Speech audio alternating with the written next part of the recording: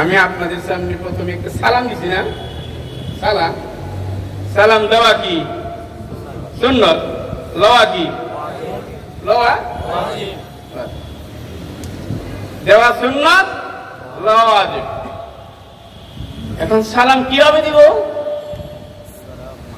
আসসালামু আলাইকুম বলেন, বলেন আসসালামু আলাইকুম।